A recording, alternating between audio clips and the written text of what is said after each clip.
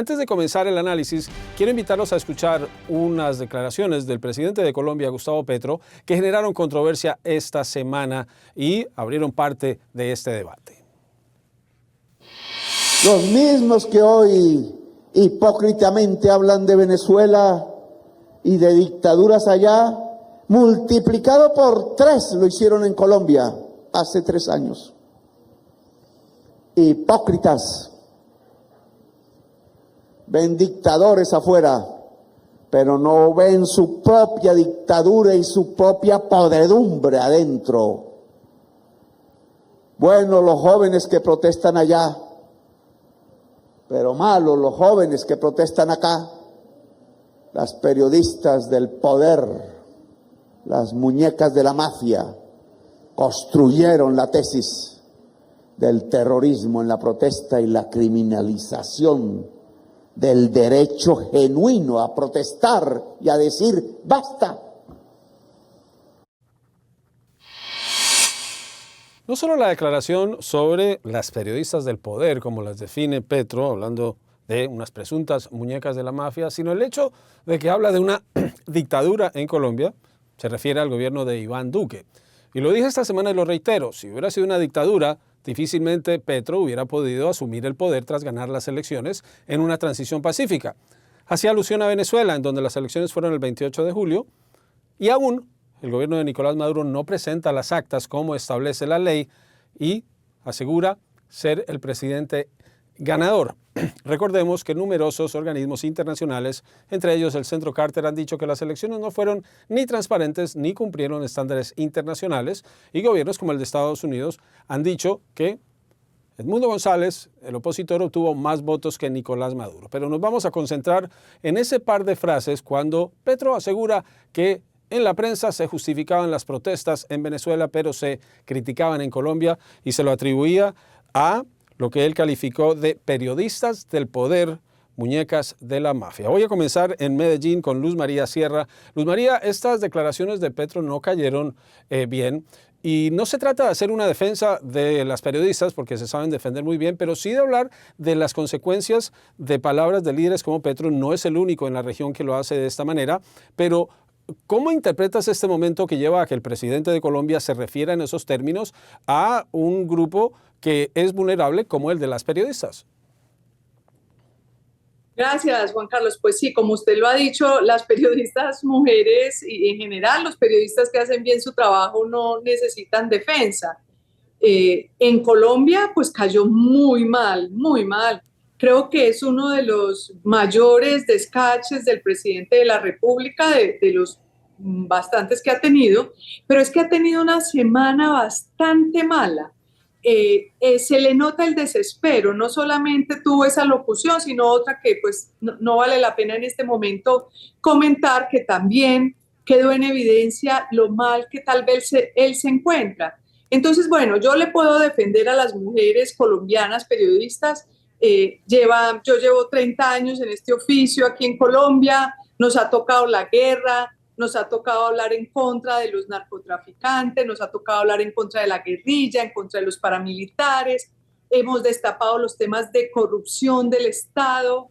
Entonces, pues digamos, es larga el historial, pero yo creo que lo que vale la pena decir acá es que yo creo que Petro está en la peor semana de su gobierno. Lleva 2 años y un poco más de gobierno y yo no creo que tenga una semana más mala que esta. Si ustedes lo escucharon bien en esa locución, incluso la voz se le oye extraña. Yo he preguntado si el presidente estaba en sus cabales o estaba sobrio, porque él comienza prácticamente haciendo una alusión casi con llanto a su última hija que se fue del país. Él no dice le tocó, él dice decidió irse del país. Una joven de 17 años que decidió irse a estudiar a Francia como sus demás hijos. Y él entonces empieza a hilar una cantidad de ideas muy diferentes. Ese momento era la posesión de la nueva defensora del pueblo. Por primera vez el país tiene una mujer defensora del pueblo. Eso era una gran noticia. Y Gustavo Petro se ha dado la pela de hacer ternas, es decir, de elegirla de un grupo de mujeres. Entonces, pero teniéndola ahí, luego viene y le dice esto a las mujeres. Es decir, lo que debería ser un homenaje de la primera mujer defensora del pueblo en Colombia, lo convierte en un ataque a las mujeres. E incluso durante su discurso dice que las mujeres valerosas como ella serán las que tienen que lavar la bandera, darle sus hijos a la patria, una cantidad de remembranzas machistas que mejor dicho, terminó peor. ¿Y por qué pasa todo esto? Es ahí el punto. ¿Qué hay de fondo? De fondo hay que el presidente de la República para ese día había recibido 2 días antes o un día antes los resultados de una encuesta en la cual solo tiene el 29% de popularidad.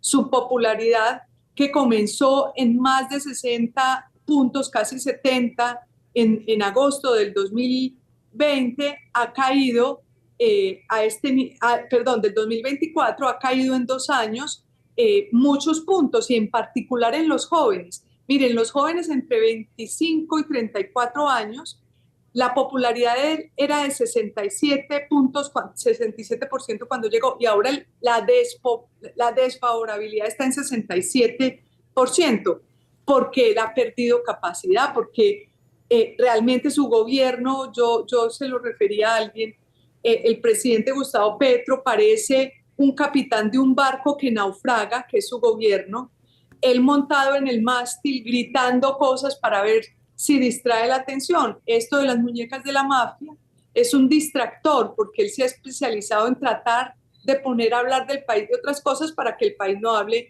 ni de los problemas profundos de corrupción que tiene su gobierno, que se pueden contar con más de una mano, no es solamente un escándalo, son varios y muchos escándalos. También el problema de salud, el sistema de salud está colapsando en sus manos, y por supuesto estos índices de popularidad tan malos. Bueno, voy ahora con Luis. Luis, conversábamos esta semana, lo que ocurrió en Colombia no se limita a Colombia, no se limita a nuestro hemisferio, pero en nuestro hemisferio es una situación que parece recurrente. Definitivamente, Juan Carlos, esto es, como decimos acá, es un playbook. Tal vez el mayor exponente de lo que estamos viendo fue el expresidente Hugo Chávez, que utilizó los medios para atacar directamente a periodistas y con esto socavar la credibilidad de los medios. Hay que entender que el presidente tiene un poder, un mensaje, lo que diga es escuchado por sus seguidores y tiene un efecto multiplicador. Ellos han encontrado ahora la forma, a través de las redes sociales, de hacer que esa voz crítica, de cómo acallar a las voces disidentes, a la prensa independiente que cuestiona sus mandatos, han utilizado las redes sociales para precisamente seguir socavando esa credibilidad que se necesita de la prensa en una democracia. Y es un patrón que han seguido todos los presidentes de la región. Estamos viendo al presidente López Obrador de México, que a través de sus mensajes diarios, las mañaneras, la ha utilizado para atacar directamente a aquellos medios que han sido críticos. Y un caso reciente fue a la corresponsal de New York Times, en donde le expuso su teléfono personal para que la gente la llamara. Y esto generó definitivamente toda clase de amenazas a la periodista. Pero también lo hemos visto en El Salvador con Bukele, en donde muchos de nuestros colegas, como bien saben, están en el exilio, precisamente porque esta retórica que utilizan prácticamente todos los días hace que no solamente los seguidores más cercanos del presidente, sino que otros, incluso los aliados en la empresa privada, dentro de los mismos partidos de las alianzas políticas, se unan a esas voces del presidente y que generen ese odio contra cualquier periodista que sea crítico.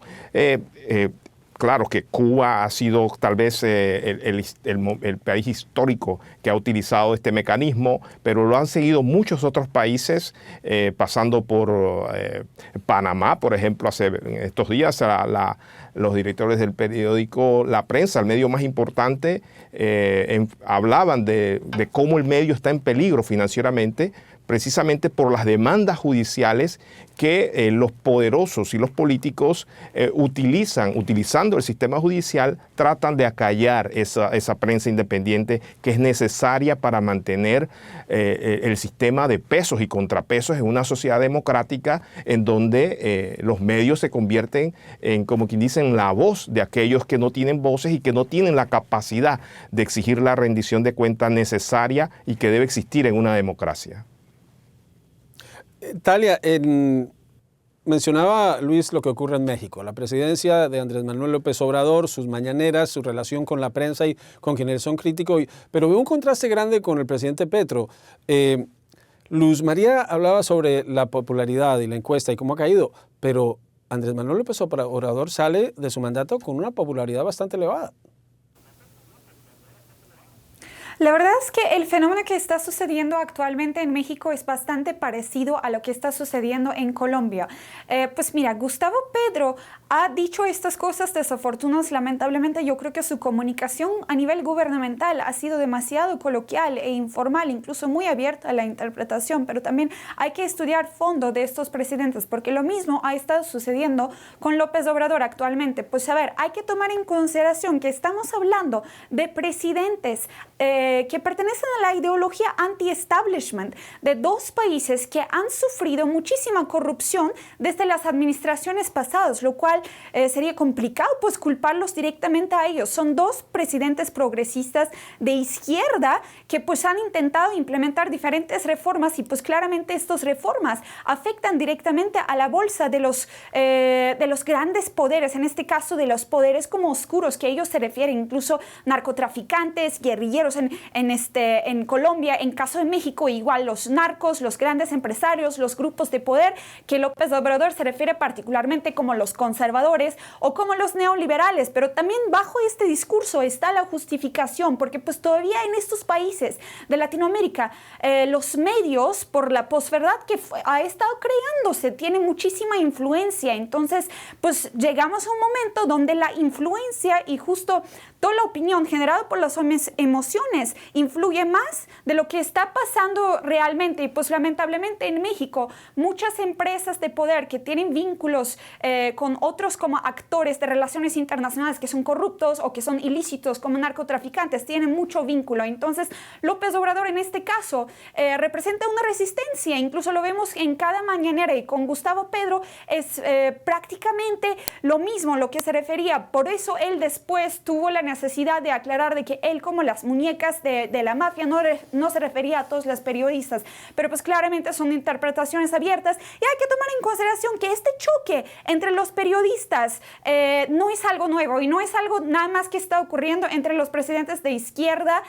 También eso sucede con Donald Trump, también eso sucede con Milei, que son presidentes neoliberales. Pues simplemente estamos en tiempos de choques híbridos, de conflictos incluso verbales, de conflictos políticos. Entonces yo creo que también hay que entender un poquito esta narrativa, porque aquí en México muchos periodistas sí dependen de esas grandes empresas que han estado practicando corrupción por mucho tiempo, y incluso de acuerdo a los rangos de transparencia de corrupción, el índice que México ocupa es bastante alto, y Colombia pues ocupa aproximadamente 90 sobre 180, que también se considera en niveles internacionales bastante alto. Y en caso de Colombia, pues Gustavo Petro ha intentado implementar diferentes reformas de salud, de jubilación, y pues claramente eso afecta a la bolsa de las grandes empresas. Acuérdense, ellos son de movimiento anti-establishment, y estos establishment por mucho tiempo han estado corrompiendo estos países. Entonces claramente representan movimientos radicales, progresistas, y es por eso que también en el mundo de los periodistas también se divulga la información a veces de alguna manera antipropaganda, y eso ha sido como justo el motivo de los discursos que ustedes se interpretan como odio por parte de estos presidentes, porque hablamos de la democracia, pero ¿qué estándar de democracia? De democracia occidental. Latinoamérica por muchos años ha sufrido muchos movimientos, muchos revueltos. Entonces estos presidentes, según vienen a generar cambio, pero pues diferentes grupos de poder, según sus discursos, no los dejan. Entonces ellos tratan de comunicarse directamente con el pueblo, en lugar de esas grandes empresas que incluso dominan a la mayoría de los medios.